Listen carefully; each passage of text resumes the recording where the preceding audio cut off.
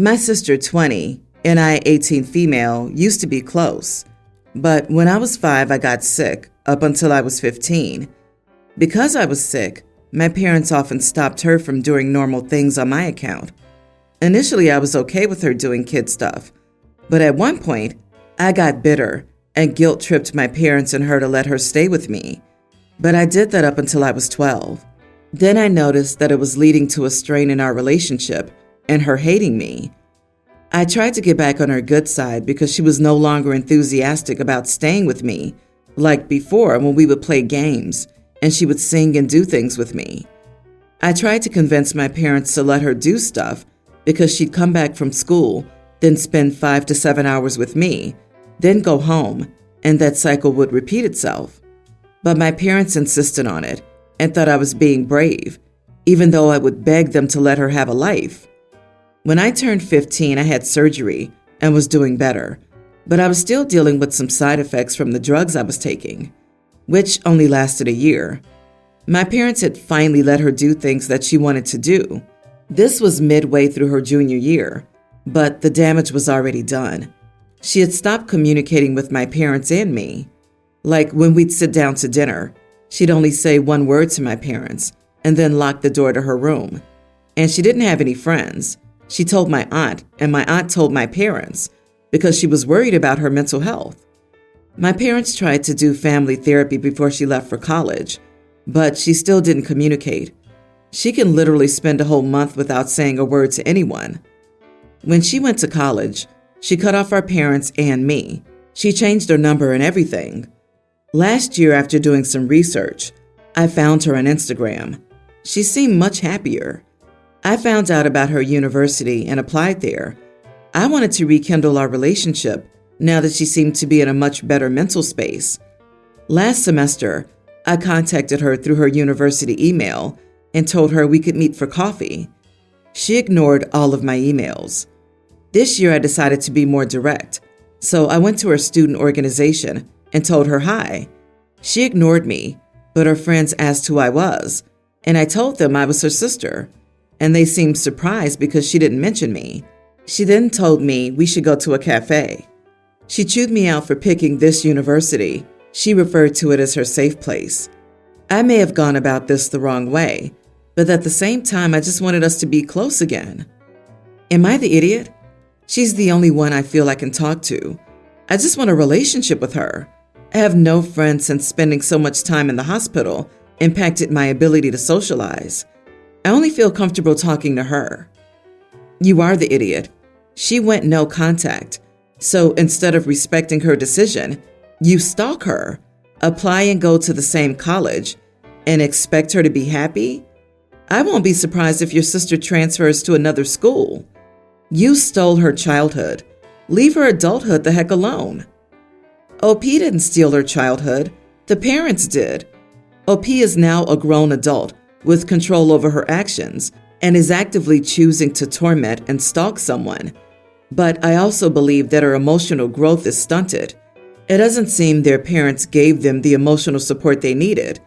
She most likely doesn't understand what she's doing is wrong. Due to her illness, she probably has a hard time making friends, never learned how to properly express her emotions because her parents just gave in to her every whim. And due to how emotionally stunted she is, most people in her age range probably think she's immature and needy. She seems like an incredibly lonely individual. I completely agree with you. OP, please seek therapy.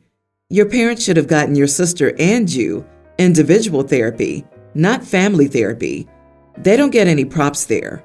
I suspect that even that was about you. You're acting just like you did as a kid, putting your wants before her needs. It's time to grow up and leave your sister alone. She finally gets to live her life the way she wants, and that's without you. Update. Why is everyone saying I stalked her? I checked her public Instagram and found her student organization on her public LinkedIn. I am not a stalker. And since she didn't have friends in high school, and I'm still struggling to make friends, I thought our reconciling could be a good thing for both of us. We could be a duo. It didn't really occur to me that she would make friends in her first and second years because I didn't make any friends in high school. I was trying to help us both since we are both antisocial. I wasn't the one controlling her. My parents were the ones who controlled her. I feel like it's unfair to blame her childhood on me, especially since I was bedridden for most of it. She's not the only victim of my parents' decisions. I honestly don't understand why she blames me and resents me. I, 21, am heavily pregnant with twins, and I have a toddler son. My husband, 27, insisted that we have his mom move in with us due to her losing her husband 6 months prior and old age. I, from the get-go, was uncomfortable with my mother-in-law moving in because she's hugely nitpicky and always finds something wrong with the way I do things. I'm from another culture than her and grew up in the West, while she's South Asian. I do my best to respect her culture, but she constantly mocks mine and how I grew up. Ever since she moved in with me, she's been ordering me around like I'm her slave, and since she's my husband's mother, I've been doing my best to please her. But no matter what I do, I can't. She finds some kind of fault with everything I do. It got so stressful for me that it left me in tears. This time she asked me to cook a dish from her homeland, which I had never eaten before. Still, she refused to help me prepare it, so I spent all night trying to research it the night before, only for her to take one bite and tell me it was awful and throw her whole plate out. With cleaning, she's always watching me, telling me that I'm not cleaning right and that she doesn't understand how her son could marry someone who doesn't even know how to be a wife. I just feel like she's disrespectful, and when I try to ask her to treat me better, she'll run to my husband, claiming I was disrespectful to her. She constantly orders me around, asking me to go to the store for her, clean up after her, or cook for her, only to say I did it horribly. I'm pregnant and exhausted and can no longer cope with this.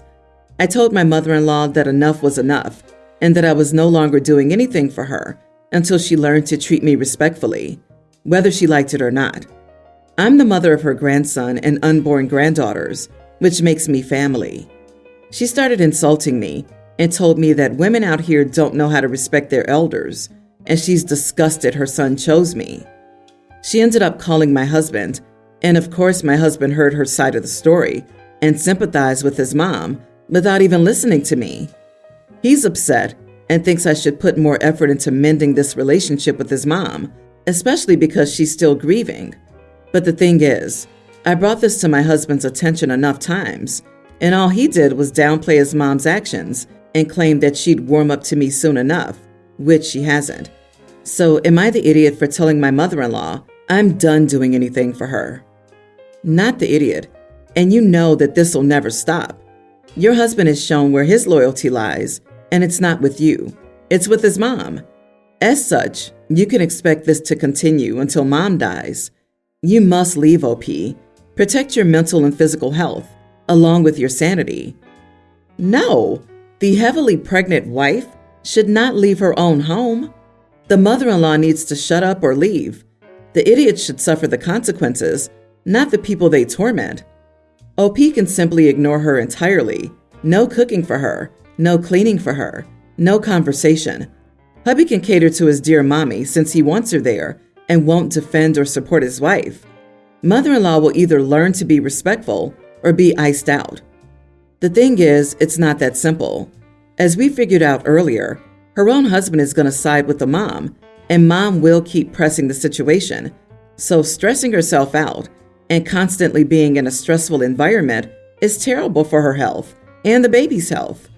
Faster and easier for OP to pack up the son and move in with her family or friends who are ready to support her and not just treat her like dirt.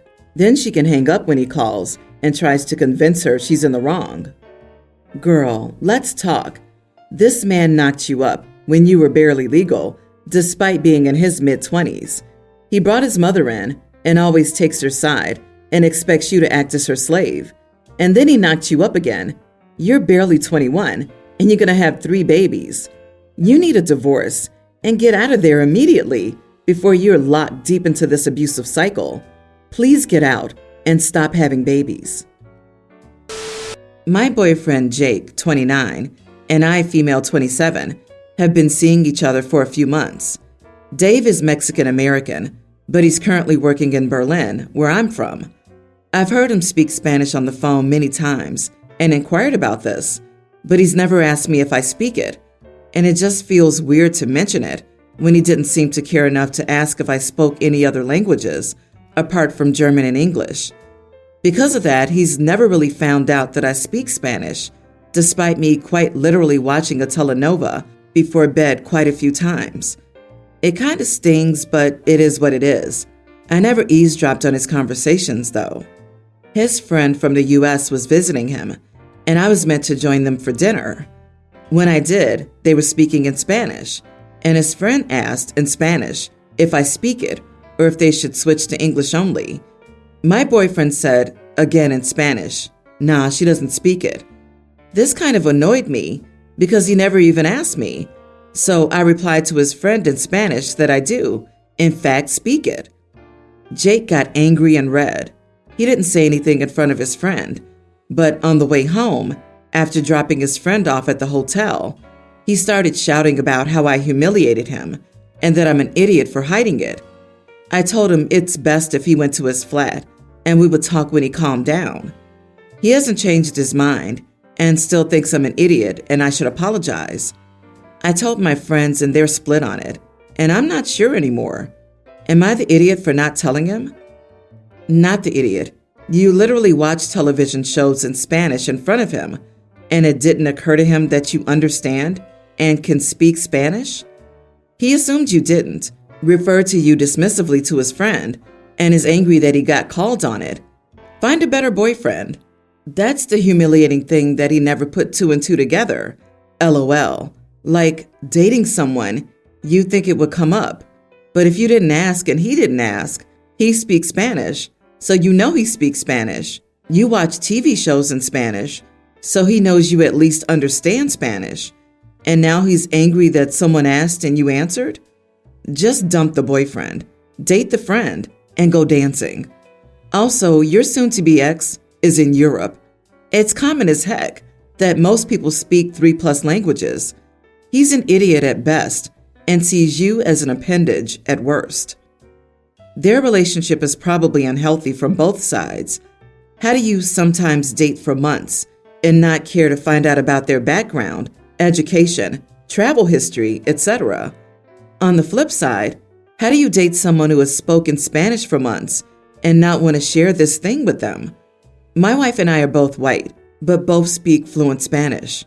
We studied it in Arizona, plus international travel, and that's something we found out about each other pretty early on the first date. I find this entire relationship either pretty hard to believe or comically shallow. My former partner and I own property in Ireland. It's where his father's from, and it ranks within our top 3 favorite places. It was his dad's engagement gift to us. He and I ended things based on circumstances out of our control. Distance and timing aren't always kind, but we're still close friends, and we still co-own a vacation home in a foreign country. The one rule we made for the property was that new flames aren't allowed to be taken there. Both of us have always respected this, and it's not something that comes up much, since most of the trips either of us takes there are family vacations where both of us are invited alongside siblings and parents. So it's not exactly being used for romantic getaways. I've been seeing my current girlfriend for 8 months now. I'll return to Ireland with my best friend / co-owner and his brothers this summer, and my girlfriend expressed interest in tagging along. She's never been to Ireland and wanted me to play tour guide.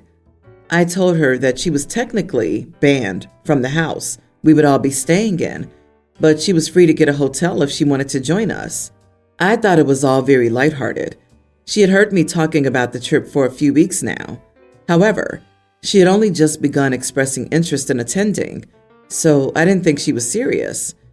It's turned into a big fight between us, where I'm being called an idiot for even considering going someplace that she's banned. Am I the idiot? OMG, there were a million other ways you could have handled this. You are the idiot. It seems like a situations change kind of thing to me. Yeah, don't bring whomever you're dating at the time, but if you're serious about someone, engaged or married, is the rule still going to hold fast? You've been dating your current girlfriend for 8 months. That seems like you're probably interested in something serious.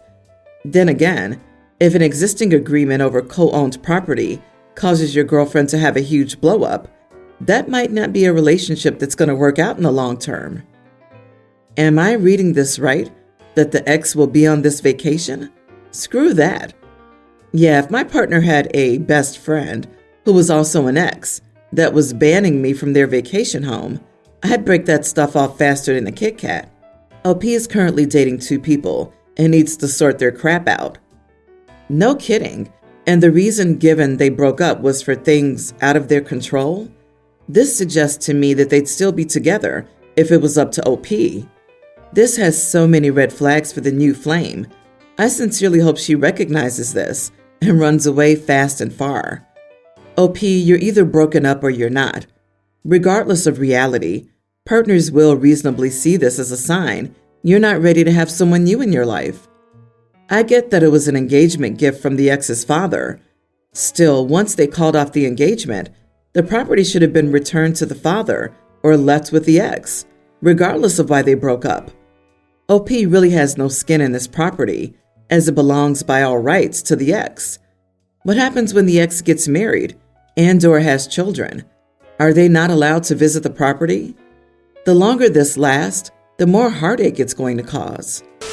So I, 29 female, have designed all the wedding dresses for my cousins, siblings, and aunts for the past decade.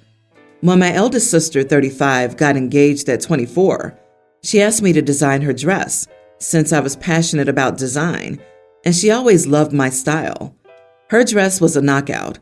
Everyone loved it, and ever since, whenever one of our relatives announces their engagement, they ask if I can design their dress for them.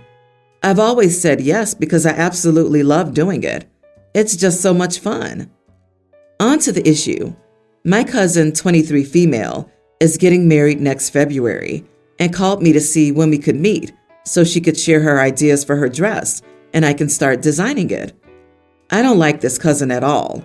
Her parents spoiled her beyond rotten. I decided to still meet with her though and see if anything has changed since she's now an adult.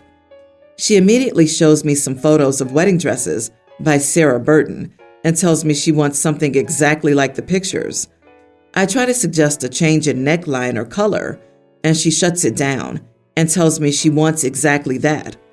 I told her I wouldn't be making her dress, as I love designing clothes that embody their wearer and suit them, not rip off other designers so she can look fancy in a knockoff.